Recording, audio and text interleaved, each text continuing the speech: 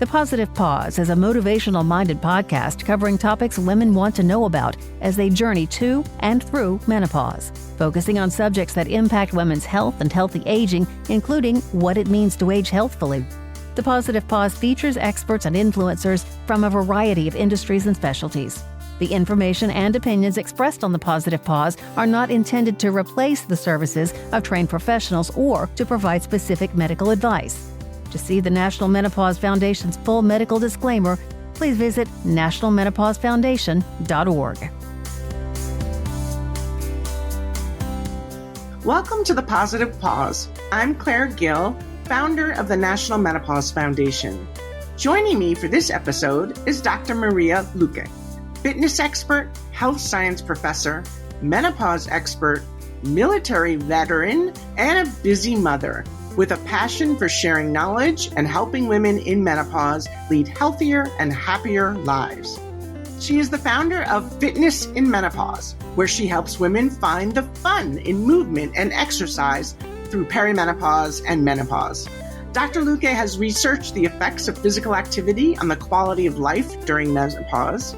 And additionally, she has wrote a continuing medical education program for fitness professionals about menopause to help them be better prepared to support their clients during their menopausal journey. Thank you so much for joining me today. Thank you for having me. I love talking about this, so I'm always up for it. Thank you. Yeah, so do we. So I'm delighted that we had an opportunity to get to know you a little bit. So let's start by talking about how you began your work as a fitness professional and also what made you focus on menopause and that stage of life. As not surprisingly, probably, I've always been very active. So fitness has been in my blood since I was born. I was born and raised in Germany, which it's inherently more movement-based. When I came to the States, I joined the Air Force. And then within the Air Force, I became the fitness program manager there. And so I took over part of the fitness program for my unit and then later helped to redesign the fitness program for the Air Force at that time. So it just led into that as well. So everything very organically. I then decided to exit the Air Force because I really wanted to pursue the fitness aspect and the health aspect. I went to get my master's degree in health education and pursued my Ph.D. and got that in health sciences as well. And it was during my studies for my Ph.D. that I had to pick a dissertation topic. And I looked around. At that point, I was already working as a fitness trainer. And most of the clients that I had were women that happened to go through menopause at the time. And so I picked that topic because it was relevant to the people that I was already working with and my friends. And because I was going to go through it eventually myself. So it was self-serving a little bit to figure out and dive into it. Now I am going through perimenopause, so it's served its purpose. But that was really it. At that point, I started researching the impact of physical activity and quality of life.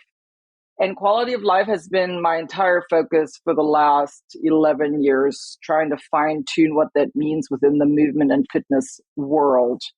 And so very organically, I just kind of fell into it and I've never looked back. Well, it's so important. And unfortunately, there's not enough fitness professionals who really are focused in this area. So it's great that you're helping to lead it. And we've talked a lot on this podcast and throughout the National Menopause Foundation of the health benefits about exercise and menopause and physical fitness for our mental health and physical health. But let's talk a little bit more about the research that you did and what it showed about quality of life, because I think we need to reinforce that for women, that it's really scientifically proven. And I say this all the time, I need to walk the walk in addition to talking the talk, because I certainly have to focus more on my fitness goals. But tell us a little bit more about what your research showed about that correlation between movement and quality of life. Sure. And I want to just say that obviously this was a PhD dissertation, so the budget was zero. So this is a qualitative study where I just asked a lot of women their opinion and had them fill out surveys. So it's not a randomized controlled trial or anything. But what it did, and for me, that was actually really startling, because at that point in my career, I was in that field of just work out more and make more time, and you do all this thing, right? It's like the more you work out, the better your outcomes. And that was my field of vision, really. And that has changed a lot since then. But and that study really kickstarted it, because what I found out is that although I thought that the more intense you worked out, the better you would feel, it was not quite the opposite, but it showed that my participants, that a moderate approach to fitness resulted in a higher score for quality of life. Now, I want to be very clear that quality of life has a lot of layers. So it is very subjective. So we can't really, it's not measured such as blood pressure or your health values, right? But I dare to say it's just as important, because as women, we typically tend to put our needs and our quality of life second, because we often fall into a caregiving role. And the older we get, the more of that caregiving role actually happens, right? And which made it really interesting for me, because I thought, well, how can that be, the moderate approach? And since then, obviously, I've had plenty of time to work with more women and to read a lot more research about it. And there has to be a fine balance between what fitness means, first of all, what quality of life means, and how those two interject. Because in the perfect world, we have time for all of it, for the yoga, for the high intensity, for the long runs, for the this, for the that, for this. And that makes sure that you still have time for this and that and that. But we don't. Right. So I find that women get really overwhelmed, and I include myself, in what do we prioritize? And it all comes down to that quality of life definition. So it started there with just a few dozen women that gave me their input, and that really focused me on where my path went, which is still where I'm at now. The quality of life aspect and that focus is still my focus. Well, I think that's so important, because I couldn't agree more with everything you said about the role that we take on as women and the pressure that adds. And as you said, it just gets harder as we age, because then we're taking care of elderly parents in addition to child rearing, if that's what women choose, or, you take on greater roles at work as we age. And so it becomes more and more. And as you said, then sometimes and you have to work out all the time at this level for this amount of time, just becomes another chore for us versus something that's really beneficial to life. So I really like that you focus on that quality of life aspect, because that's going to be very different for every woman, I would imagine, too, right? 100%, which makes it less sellable, right? So we're not going to see a big program that is being sold left and right and a quick fix promising you that your quality of life will increase if you follow the 6-week program. Because it is so unique and so individual, it is really important for women to work. They have to do the work. As women, just like any other really meaningful change, has to be done through self-exploration. And that's hard. And that's another thing that we don't have time for, right? But I dare to say that as we get to this stage in life, it is a clear choice. You either go down that path that you've been going, and if that served you well, great. But 98% of the people that reach out to me, that is no longer working, and they just really feel sidelined by this transition and this new thing that they're being told is manageable and curable and all of this stuff.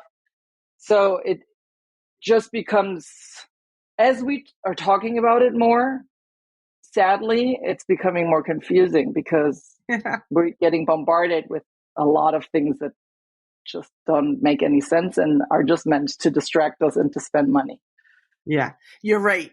I think there's obviously always the pros and cons to everything. And as you said, there's the idea of menopause, and the education about it is becoming a little bit better known. We still have so far to go to get women to understand. But as you said, it really is about self-exploration, because it's how are you traveling through menopause? And, not everybody has the same symptoms. Not everybody has the same experience. We're all so beautifully, uniquely different in how this stage of life unfolds for us that, as you said, it becomes a little harder to do it in mass, yet everything we read is more about the general public or the average, works for people.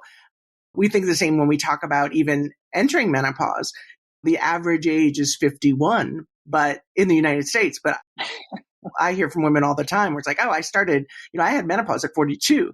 And so I think that's really important. So let's be a little specific, because I think sometimes kind of sharing some specificity around challenges and what helped and stuff, it gives women ideas, right? If we just sort of hear other people's stories. Mm-hmm. So it's interesting. So what are some challenges that your women who come to you at this stage of life for their, improve their fitness goals? What have been some of the challenges that you've seen? And then how did you help them overcome those challenges?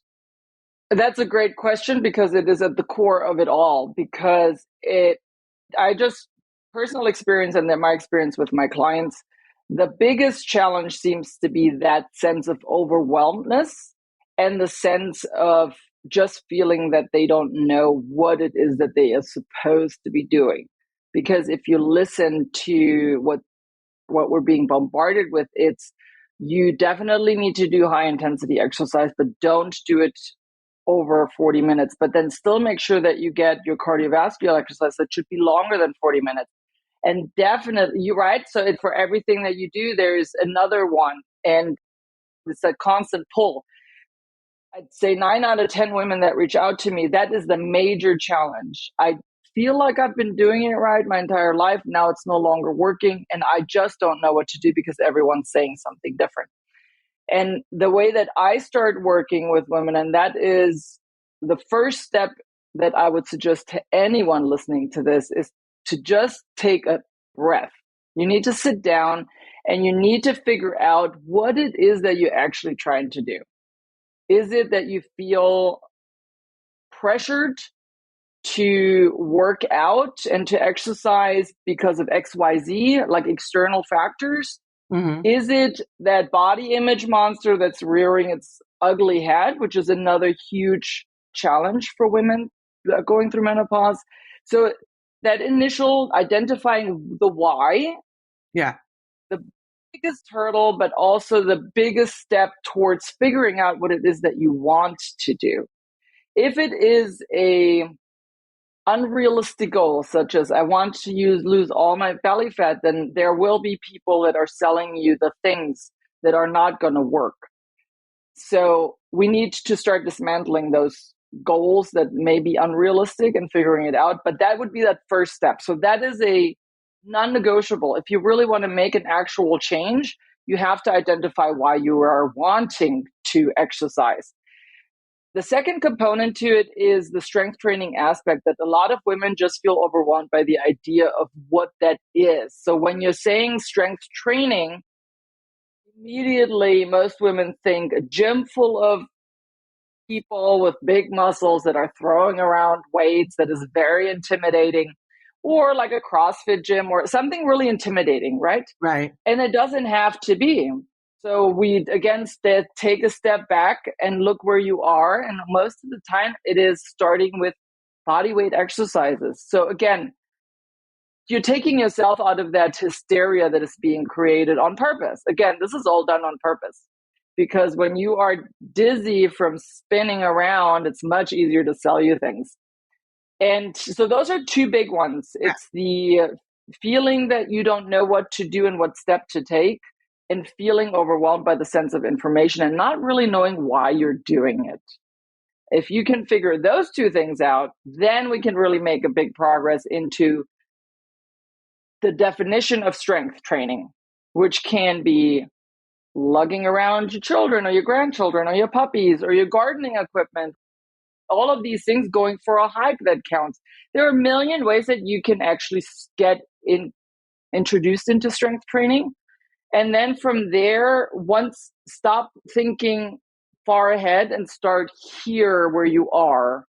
And then we move our way in, because I've yet to meet people that start an actual routine of some sort of strength training where we are, and then feel that they get to a point they're like, nah, I'm strong enough, I don't want to go anymore. Like that doesn't happen. You will generally, not for everyone obviously, but generally women start feeling that strength that they get, or the capability and functionality that they gain from doing some sort of resistance training, that they then look at that next step. Could that be buying some weights actually, or looking at some other additions?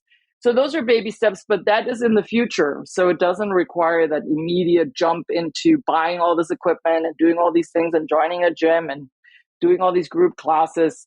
So baby steps.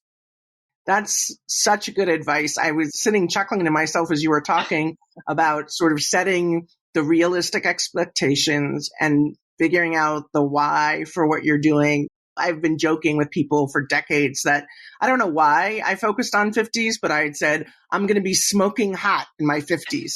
And then, as those years approached and everyone talked about how difficult it is, and how your body changes at menopause to really get in shape or stay in shape, I was like, I might have missed that window of opportunity on smoking hot. So what does that mean for me? What is that goal for it? And I think you're right. Sometimes we look too far ahead, or we make these big, big plans, and that seems impossible to achieve, versus I'm going to do something right now that's just going to improve my mental health or reduce my level of stress.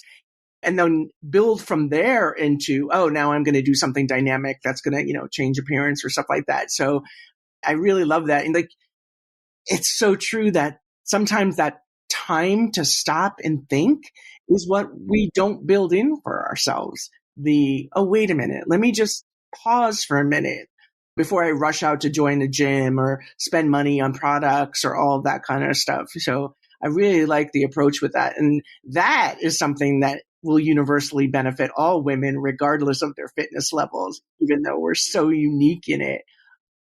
I also love reading about your background and your fitness program and stuff that you run. I'm interested in how to help empower women during this time of life. With the National Menopause Foundation, we do spend a lot of time talking about that, because there's the symptom management, which is why most people approach our organization or start looking up what's happening in menopause, because they're trying to figure out what's happening to them. But then there's this other side of wow, this can be a really great time of life. So Can you talk a little bit about that and what you do to help women sort of figure that out? Yes, absolutely. It's my favorite thing to talk about, because it is, and as you probably know, empower is such a big word, and it's also a word that's being just thrown around left and right. That means a lot and means different things to different people. I have gotten to a point, and I have created a coaching program around this now, which really focuses on not glossing over the difficulty and the challenges that come with menopause, and just saying, well, we're just going to power through and we're going to love the ride. It's the same as the body positivity movement that was ever, you just got to be positive about things. That doesn't work. We need to be realistic and honest about the experience, that it can be incredibly challenging, but we can either choose to let it, like I imagine this wrecking ball, we can either be hit by the wrecking ball, or we can be Miley Cyrus riding on the wrecking ball across the rim. It's going to hurt probably a little bit, but in this case, this also comes back to that internal work that we need to do. When we're looking at this stage as possibly a huge chance to cut those cords that we have been letting ourselves be wound up with, which means the diet culture, the fitness culture. We are now, most of us that go into menopause is somewhere in the mid 40s, late 40s, that start that process and the transition. We have already been on dozens of diets. We've already been on dozens of fitness trends. We've done all the things. All of the things that are now being sold as menopause options are the same thing, just dressed in a different skirt.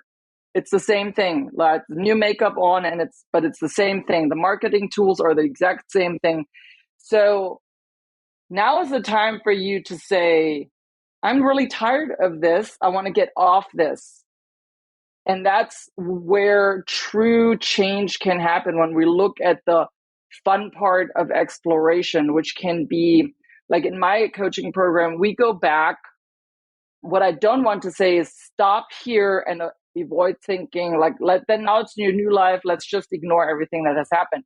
We want to go back and to really take account of all the great things, all of the things that we have learned, actually learn from them. But also don't forget about all the fun stuff that we may have left behind from a movement perspective, right? My focus is always still that movement is incredibly important and we can't not move forward without movement.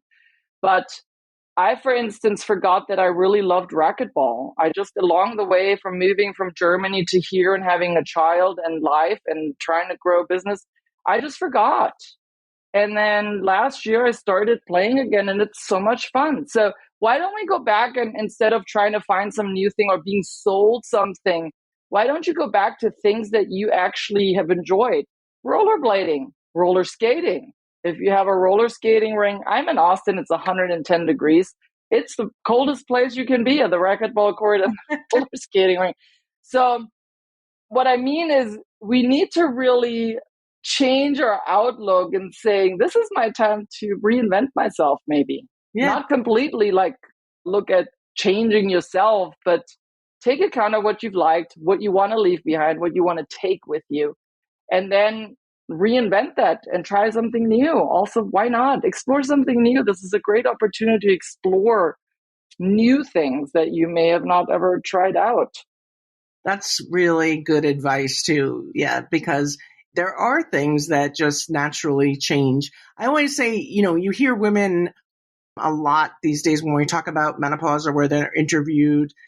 One of the positive things that women say is you finally stop caring about what other people think and you just focus on what's right for you and how to do it. And I have a younger daughter, preteen, a tween daughter. And I keep saying, like, how do we help girls and young women figure that out before they hit menopause? Like, why do we have to wait until that point to really get that level of acceptance? And that's really tricky. But as you said, there's so many correlations to what we enjoyed when we were, at a younger age. And do those still apply as we age, or are there new things that we can try? It's tricky. And again, it does take that time to sort of think through what's happening and how to go about making those changes. I've also, as you said, when there's so many conflicting messages out there about approaches to wellness and to health and such, do you fall into the, small change repeated over a consistent amount of time to bring about a better healthy habit? Or do you think people should maybe leap into something that they're really interested in and try and just dive in wholeheartedly to sort of be re-energized? Does it differ between the person, or is there a general one way is better than the other?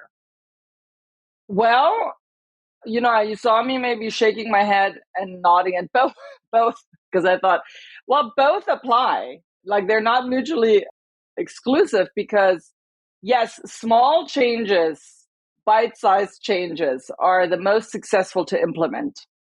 There are, just from an application perspective and just from data, there's a personality for sure. Some people are very successful at like, tomorrow I start and I'm going to go hardcore, and they never look back. That's, I dare to say, the minority of people. Okay. Most people are not successful. That's why New Year's resolutions don't work. That's why big changes don't work, where we say we're going to make big changes tomorrow and we're going to just do it. That is not as sustainable, but you should still dive wholeheartedly into a new experience. So that's what I mean. They're not exclusive, because what if you said, you know what, I've never done juggling before and I'm going to go and sign up for this 8-week course and I'm going to do it, and jump in, do it. don't hesitate. Like, make that a quick decision. Just sign up, because sometimes that's what gets us to go.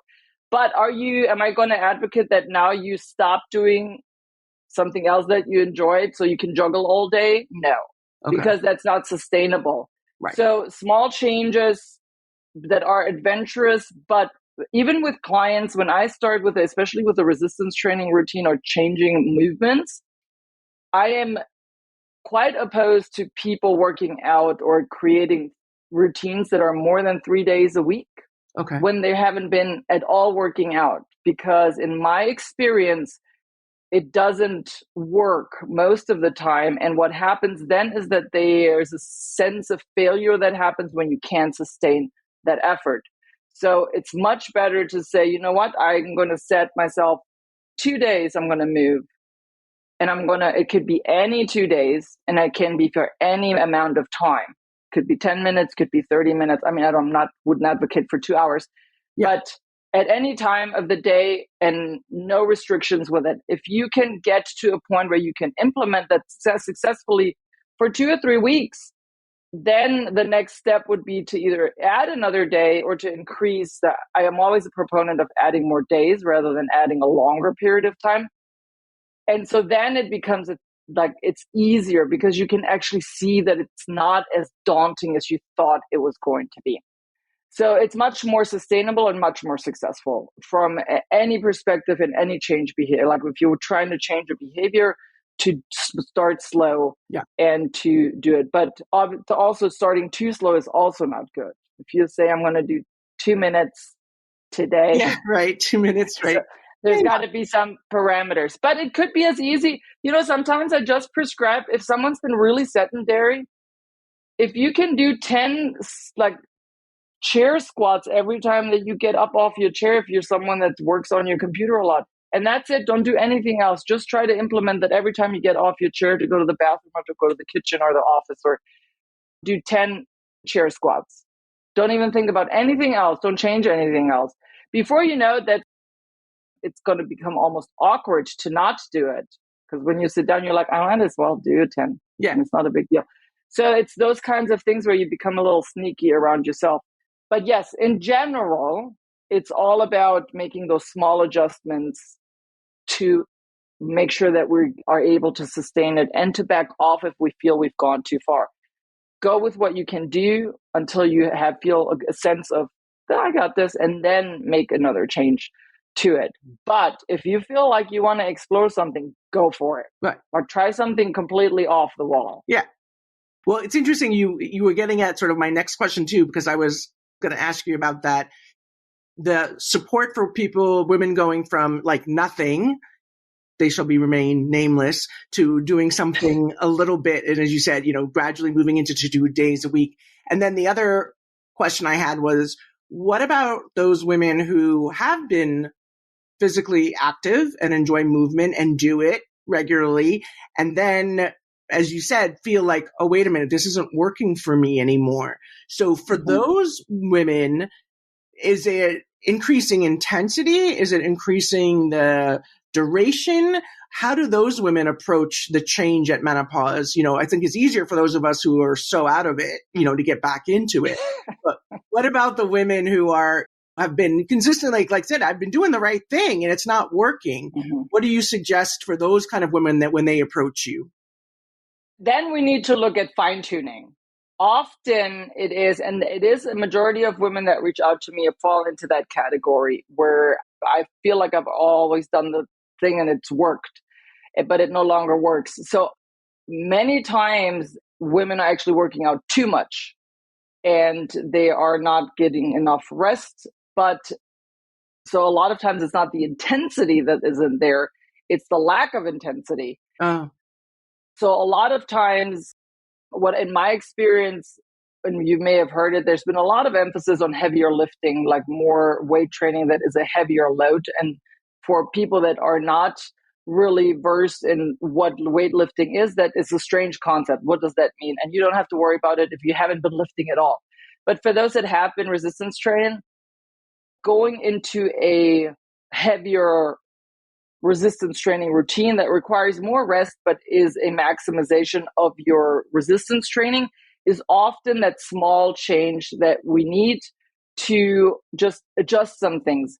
But often, so when I work with individuals that fall into that category, we take a good look at what they've been doing and looking at some variables that could be changed. Could it be increasing more rest days? Could it be mixing up some things?